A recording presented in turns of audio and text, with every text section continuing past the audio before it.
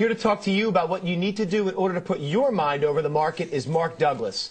Mark has been a successful trader since the 80s and has written 2 books on trading psychology, both Trading in the Zone and The Disciplined Trader. You've heard me talk about them many times here on WTV, and he is here today to help you become successful traders. Mark, good morning.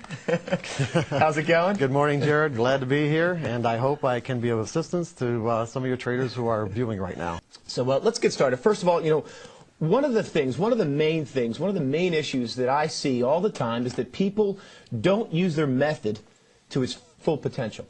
In other words, there's a negative correlation between what the trader ends up with and what he could have had if he just followed his methodology.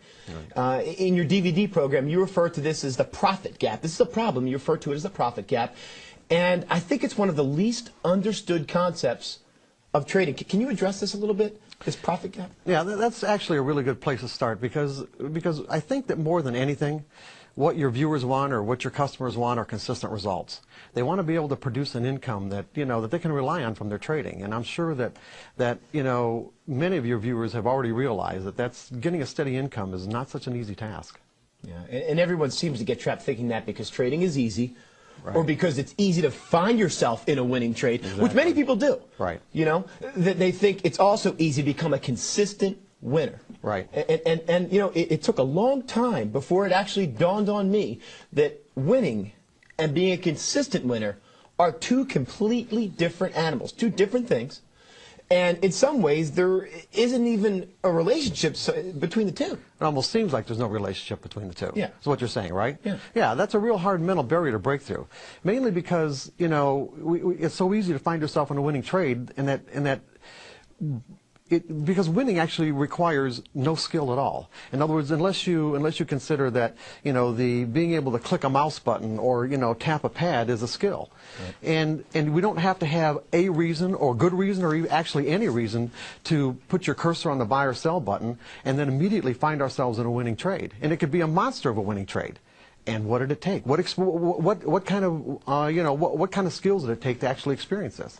Absolutely none. Yeah. So it'd be natural to take the leap from, well, if it's this easy to win, it can't be that much harder to make a steady income. Like you said, if it's that easy to click the mouse and for me to sit there and make $5,000 or $10,000, then it must be pretty darn easy for me to sit there and make a living out of this. And that's what I thought for a long time, but that is not the case. No, and that's exactly how I started out too. And I know, not unlike a lot of other people who are willing to, let's say, give up a real high-paying career to be a trader because they thought it couldn't be that hard. So what makes consistency so challenging? What's the big hurdle there? Well, we're going to get into that, but at the most general level, I'm going to say that it requires learning the type of skills that people just simply aren't used to learning.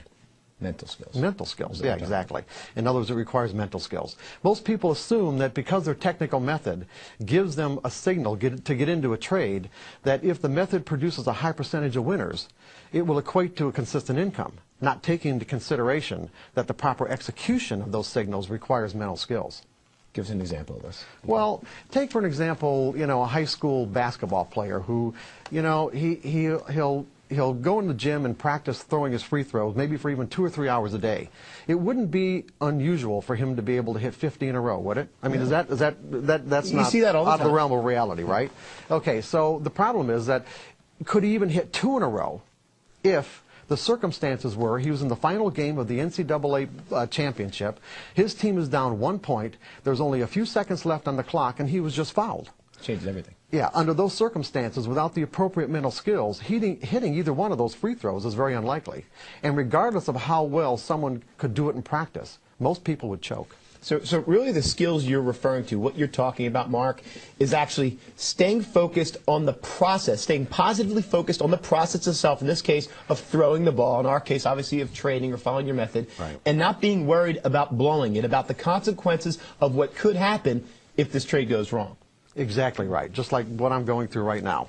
Trying to stay focused. Yeah, trying to stay focused on the process of this presentation and not blowing it. Well, you're doing fantastic, by the way. Anyway, with trading, we may have a technical method telling us what to do and giving us the potential to generate consistent results. But like the basketball player, without developing the appropriate mental skills, it's unlikely we'll be able to do what our method, our trading plan is indicating without making a number of potential execution errors. In other words, to stay positively focused on the process of trading by doing exactly what we need to do, when we need to do it, without hesitation, reservation, or fear.